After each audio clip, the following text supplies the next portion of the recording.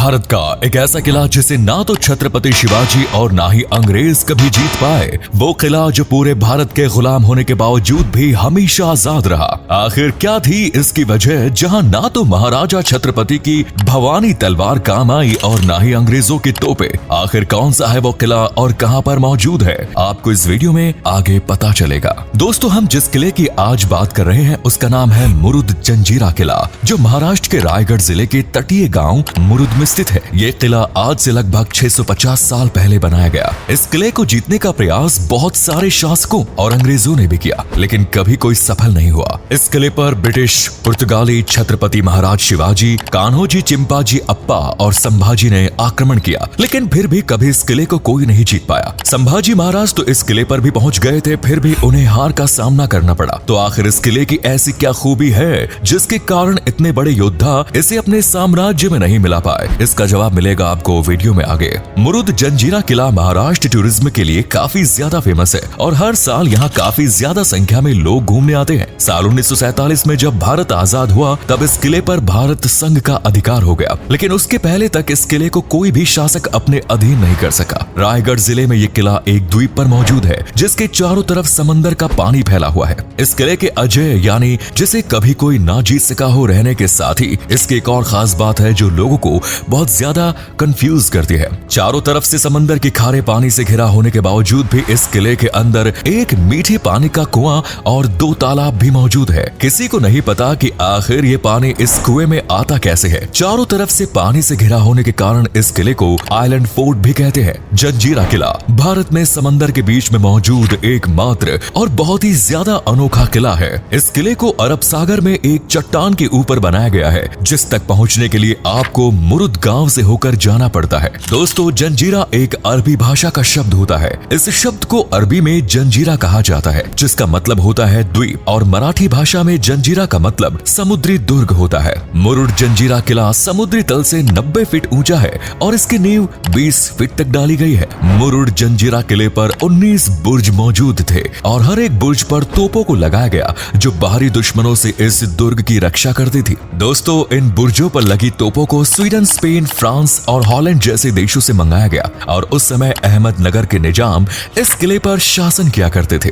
निजाम ने ही इस किले पर एक परकोटा का निर्माण करवाया, जिसके कारण ये किला पूरी तरह से अभेद हो गया। इस किले की देखभाल की जिम्मेदारी निजाम ने अपने भरोसेमंद माली रामराव पाटिल को सौंपी, लेकिन परकोटा बनने के बाद ये किला और ज्यादा सुरक्षित और मजबूत हो गया। रामराव पाटिल ने नौकर से मालिक बनने की चाह में किले पर अपना अधिकार करने के लिए तैयारी करनी शुरू कर दी। जब ये बात निजाम को पता चली तो उसे खुद इस बात पर भरोसा नहीं हुआ, लेकिन वो वही दौर था जब सत्ता के लिए भाई अपने भाई का कत्ल किया करते थे। इसीलिए निजाम कोई भी खतरा मोल नहीं लेना चाहता था, लेकिन रामराव पाटिल अपनी भरोसेमंद लोगों के साथ किले पर अपनी पकड़ बहुत ही ज्यादा मजबूत कर चुका था। निजाम ने रामराव से किला वापस लेने के लिए पीरम खान को मुरुड जंजीरा किले पर आक्रमण करने के लिए बुलाया, ताकि किला फिर से निजाम के अधीन आ जाए। पीरम खान किले पर आक्रमण करने तो आया, लेकिन समंदर में कई दिनों तक भटकता रहा और किले तक पहुंच ही नहीं पाया। काफी दिनों तक समुद्री लहरों से संघर्ष करने के बाद जब पीरम खान को मुरुड जंजीरा किला दिखाई दिया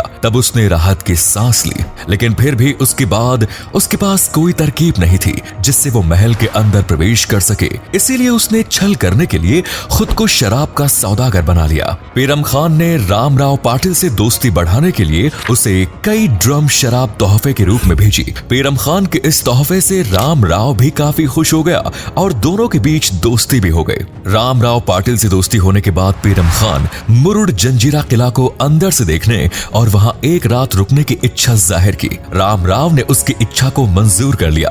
पीरम खान ने किले में मौजूद हर एक व्यक्ति के लिए 2-2 ड्रम शराब मंगवाई और खुद रात में दावत का इंतजाम किया। रात में जब सभी लोग दावत और शराब के नशे में चूर हो गए तब पीरम खान के सैनिकों ने इन पर हमला कर दिया। ये सैनिक शराब के ड्रमों में छुपकर आए जो कि खाली थे। अंदर इन सैनिकों ने जैसे ही इशारा किया, बाहर जहाज में मौजूद सैनिक भी किले के अंदर घुस गए और भीषण मारकाट के बाद पीरम खान ने मुरुड जंजीरा किला पर अपना कब्जा कर लिया। मुरुड जंजीरा किले के इतिहास में ये पहली और आखिरी बार था जब किसी ने इस पर कब्जा किया, वो भी छल से। उसके बाद कोई ऐसा शूरवीर नहीं आया जो इस किले को अपने अधीन कर सका हो। इस लड़ाई में लगभग लगभग 1500 लोग मारे गए। इसके बाद समय समय पर इस किले को जीतने के लिए पुर्तगाली, डच, फ्रांसीसी, ब्रिटिश आदिल शाह और वीर शिवाजी ने भी आक्रमण किया, लेकिन फिर भी उन्हें हार का ही सामना करना पड़ा। इस किले की सुरक्षा बहुत ही ज्यादा मजबूत थी। इस किले की सुरक्षा के लिए 514 तोपें तैनात की गई, जो दुश्मन को दूर से देखते ही उसके परखच्चे उड़ा देती थी। आज भी इस किले में कलाल, बांगड़ी, लांडा, कासिम और चावरी तोपें मौजूद है। पीरम खान ने 1527 से लेकर 1538 यानी कि लगभग 12 साल तक इसके लिए शासन किया और उसके बाद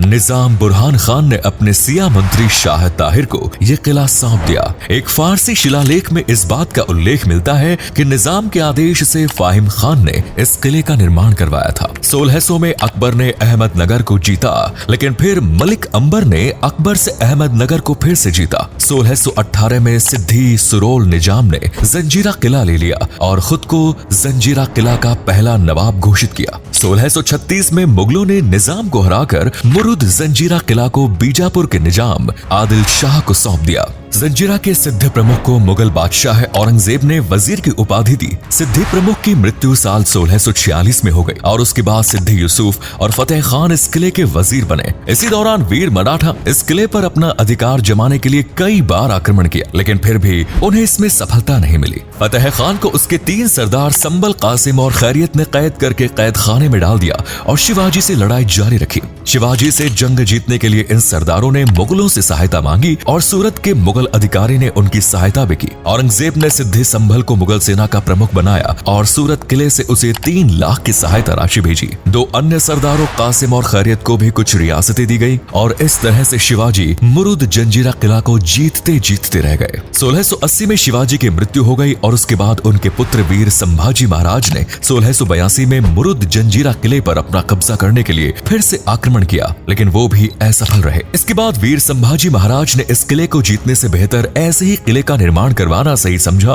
और उन्होंने इससे 8 मील दूर एक नया जल दुर्ग बनवाया, जिसका नाम पद्म दुर्ग रखा गया। ये दुर्ग भी 22 एकड़ में बनवाया गया था। संभाजी की मृत्यु के बाद मराठा साम्राज्य कमजोर होने लगा और मुगलों ने उनके कई सारे किलों पर अपना कब्जा कर लिया। उसके बाद मराठा नौसेना प्रमुख कान्होजी आंग्रे ने अपनी बहादुरी से मुगलों से कोंकण किले को जीता और उनकी नजर भी मुरुड जंजीरा किले पर थी। सिद्दी प्रमुख और मुगलों को हराने के बाद भी कान्होजी मुरुद जंजीरा किले को नहीं जीत पाए और इस तरह मुरुद जंजीरा किले पर हमेशा सिद्दी नवाबों का ही कब्जा रहा। लेकिन 1818 में मुरुद जंजीरे किले के नवाब सिद्दी ने अंग्रेजों की शरण ले ली और अंग्रेजों ने मुरुड जंजीरे किले को अपने कब्जे में ले लिया। इसके बाद 3 अप्रैल 1947 को अंग्रेजों ने इस किले को भारत सरकार को सौंप दिया। तो दोस्तों, कैसा लगा आपको ये वीडियो और आप भारत के कौन से ऐसे किले या फिर धरोहर के बारे में जानना चाहते हैं, हमें कमेंट्स में बताएं। Thanks for watching.